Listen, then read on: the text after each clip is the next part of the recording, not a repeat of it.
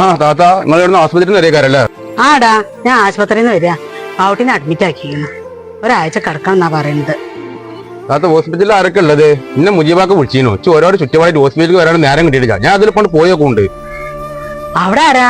ഓന്റെ അമ്മോസങ്ങാക്ക് ഉണ്ടാവും കുത്തിരിക്കല്. പിന്നെ മുജിബാക്ക് അരിയേട്ടനൊക്കെ ഉണ്ട്. ഓന്റെ പെണ്ണുങ്ങളും ഓന്റെ അമ്മായിയമ്മയും ആരും ഇല്ല. എന്താവാ ഓല്? അമ്മോസാക്ക മാത്രം ഹോസ്പിറ്റലിൽ ഉള്ളല്ലേ? അളിയനും മോളും മരുമ്പലൊന്നും ഉണ്ടാവില്ല. കാരണം വെച്ചാലേ ഒരു സാധനം അങ്ങനെ പീഞ്ഞുകടന്ന് ജീവിച്ചിന്റെ ഇവിടെ മുങ്ങാൻ കിട്ടുവരല്ലോ. ആ സലാമാക്കാന്റെ കയ്യുമ്പോൾ റാറ് മോഡൽ ഒരു വാച്ച് ഉണ്ടായിരുന്നു. അതുവരെ പോട്ട് പോക്കിൽ ഒരു ആളാണ് ഈ അളിയനെ. അളിയന് ബിസിനസ് റിയൽ എസ്റ്റേറ്റ് അങ്ങോട്ട് ഇങ്ങനെ ഒരു അലക്കി ആളെടുത്തില്ല. ഇയാളിങ്ങനെ പീഞ്ഞിറക്കാം. ഈ സാധു ആവിഷ്കാരം മുഴുവൻ ഗൾഫിൽ പണിയെടുത്തൊക്കെ ബലി പീഞ്ഞിറക്കിനു. ഇവിടെ മുങ്ങാൻ കിട്ടുവരും. അതുകൊണ്ടാണ് ഓല് വരാത്തത്. അമ്മോസാക്കൊക്കെ ചെറുതായിട്ടുണ്ടാവും. അതോടെ ആള് വന്നിട്ടുണ്ടാവും. ഇവിടെ ഏതൊരു ഹോസ്പിറ്റലിൽ ഞാനത് പോയോക്കട്ടെ. ചെറിയ മനെ ഓലെ സ്വഭാവം ആരും പറഞ്ഞു തരണ്ട. ചോല സ്വഭാവം ഇന്നും ഇന്നലെ കാണാൻ തുടങ്ങിയല്ല ഞാൻ പോലെ. ഇതിന്റെ ഇടയില് ഇറങ്ങാറായത് എന്റെ കുട്ടിയാണ് വാവുട്ടി. എന്താ കാട്ടുങ്ങളൊക്കെ ഒന്ന് ശ്രദ്ധിക്കണം കേട്ടോ മനെ. മുജീബ് നിങ്ങളൊക്കെ ഉള്ളതുകൊണ്ടാണ് എനിക്കൊരു സമാധാനം കേട്ടാ. ഞാനൊന്ന് പോയോക്കട്ടെ.